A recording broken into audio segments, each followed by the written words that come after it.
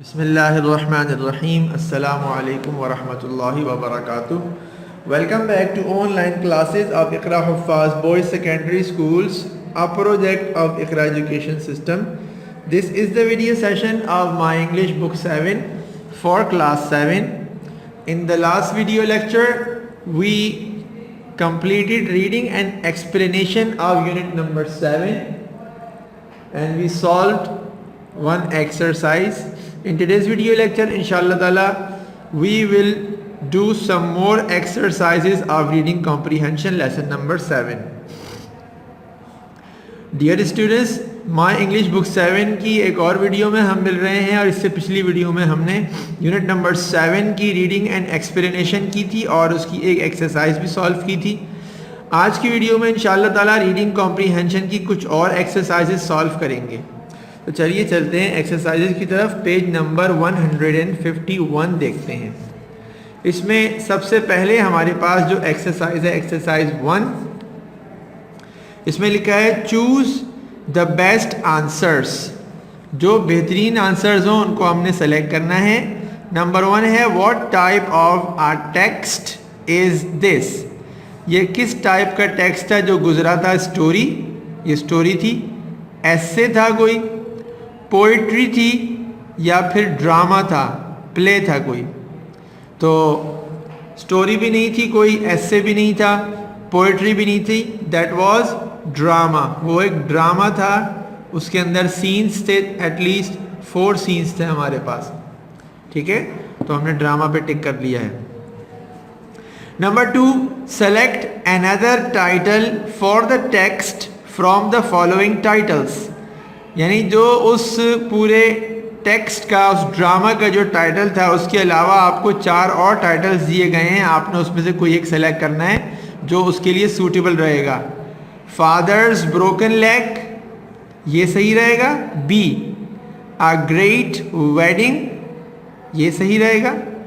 Number C, अम्मा and the हलवा, ये सही रहेगा. या फिर नंबर डी पर a friend in need is a friend in deed, ये सही रहेगा कि दोस्त वो है जो वक्त पे काम आए. बिल्कुल यही, मुझे भी यही लगा, बिल्कुल यही सही है कि नंबर डी पर हमने टिक लगा दिया कि यही ज़्यादा उसके लिए सूटेबल टाइटल लग रहा है टेक्स्ट के लिए.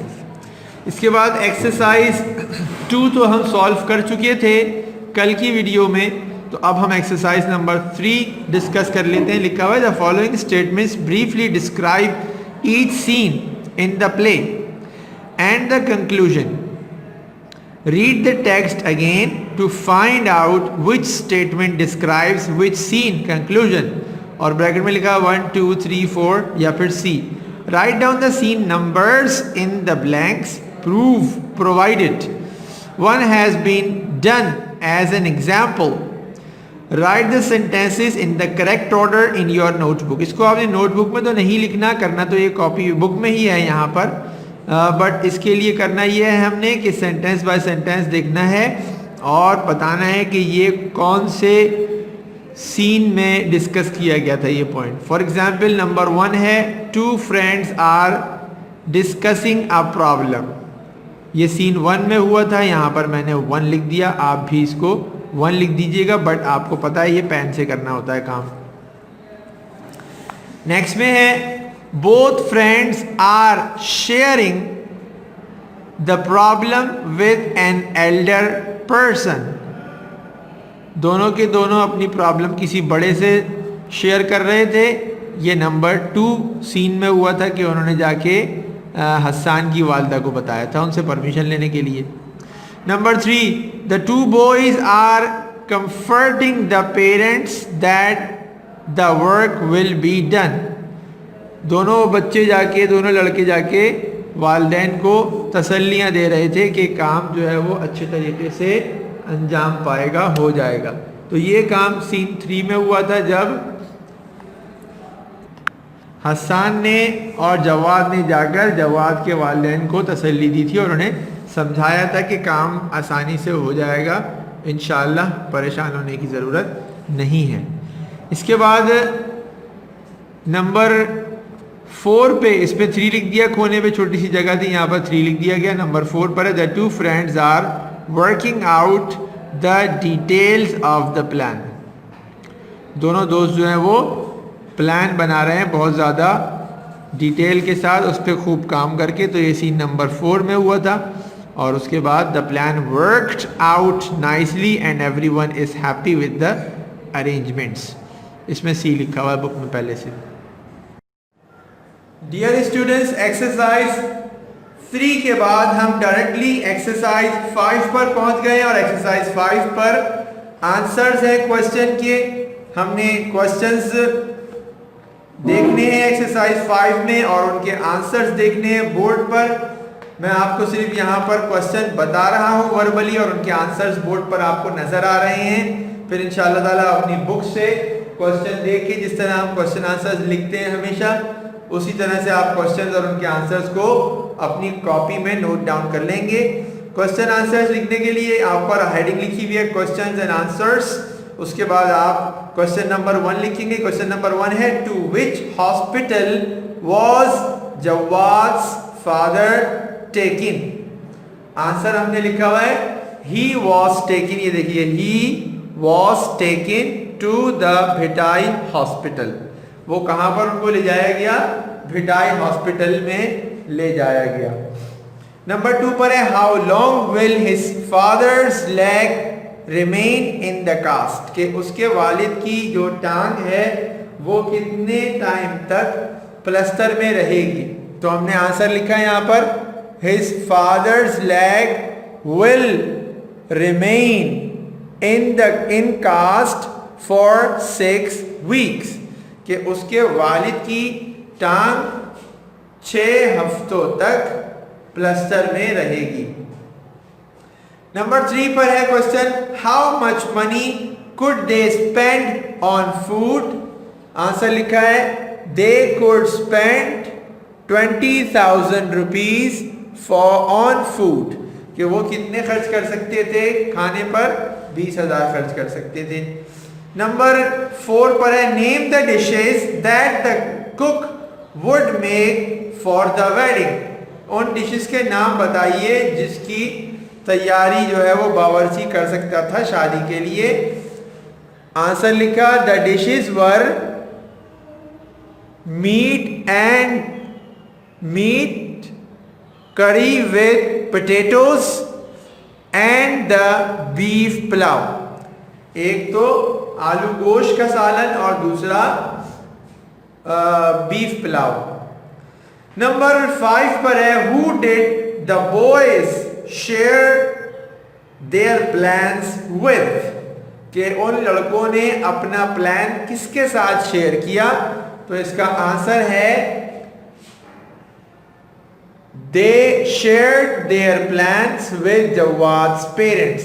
कि उन्होंने अपना प्लान जो था, अपने मंसूबे जो थे सारे, वो उन्होंने किसके साथ शेयर किए? जवाद के वालिदैन के साथ उनको बताया उन्होंने।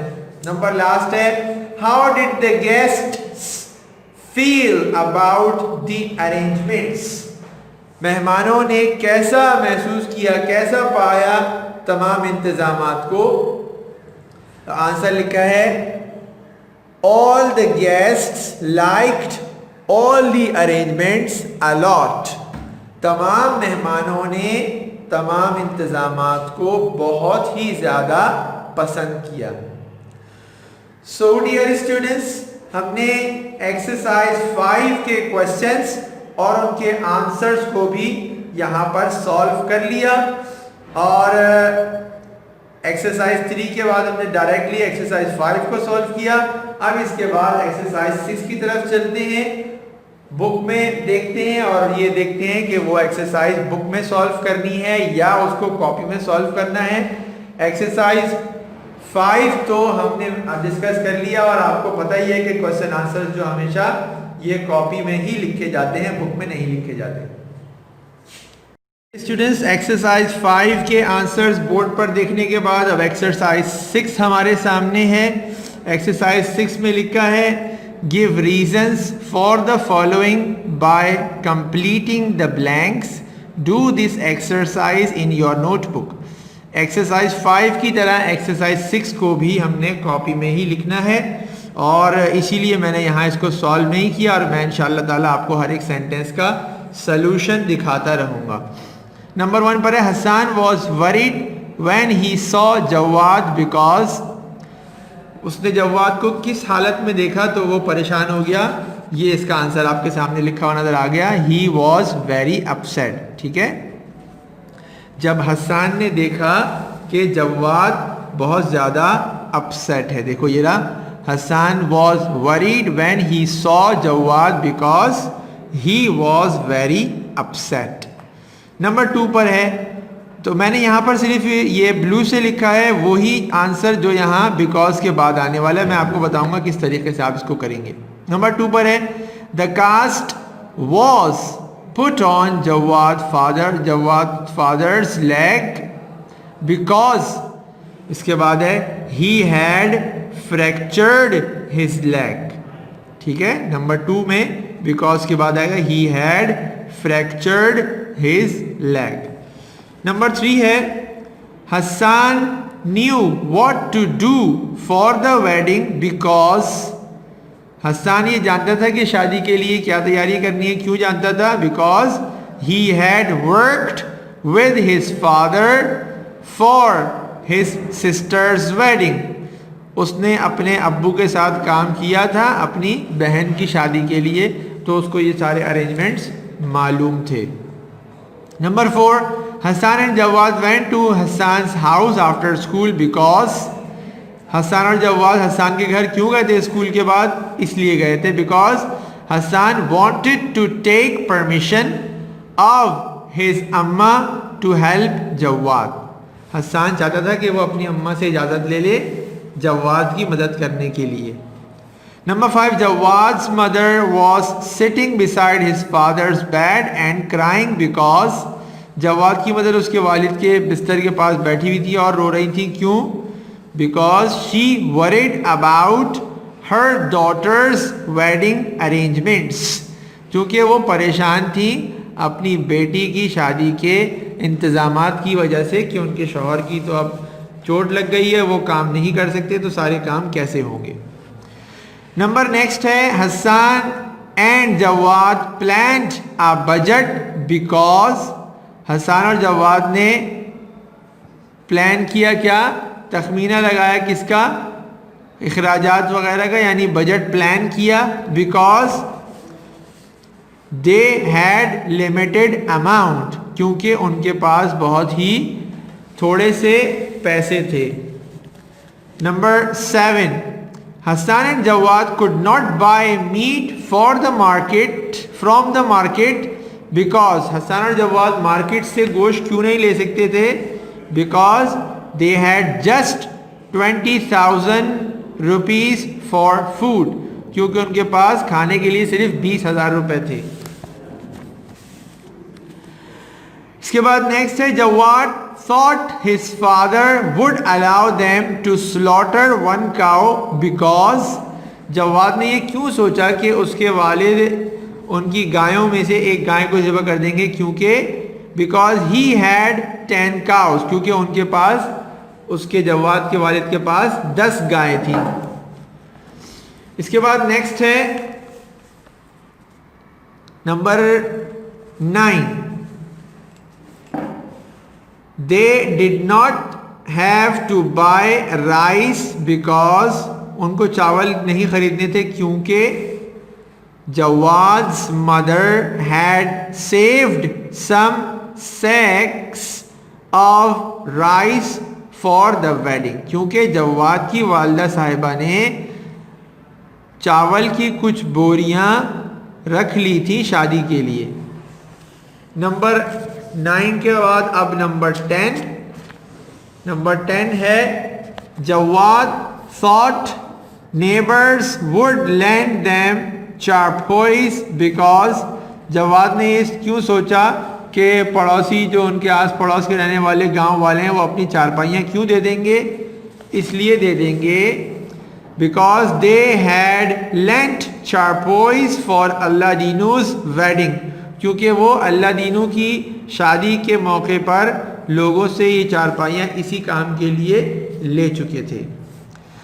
Number 11, Hassan thought his mother would be able to make gourd halwa because Hasan ने सोचा कि उसकी वालदा लौकी का हलवा बना देंगी, because she made halwa with gourd for his sister Safia's wedding, क्योंकि उन्होंने ये हलवा अपनी बेटी और अपना हसान की बहन सफिया की शादी के लिए भी बनाया था। और लास्ट सेंटेंस है Jawad thought that Hasan sister would help in making the halwa because Jawad ने सोचा कि हसान की सिस्टर भी हलवा बनाने में मदद करेंगी, क्योंकि because both of their sisters were good friends, क्योंकि उन दोनों की यानी जवाद और हसान दोनों की बहनें आपस में अच्छी सहेलियां थीं। सो डियर स्टूडेंट्स, मैंने आपको ये आंसर्स तो दिखा दिए, सॉल्यूशंस। अब मैं एक बार इनकी आपको इस तरह से पिक्चर दिखा देता हूँ ताकि आप फिर इसको यहाँ पॉज करके और अपने पास कॉपी में सेव कर सकें। ये नंबर 1 से 5 तक हो गया, ठीक है। इसके बाद नंबर 6 से लेकर नंबर 10 तक, एंड देन इसके बाद नंबर 11 एंड 12।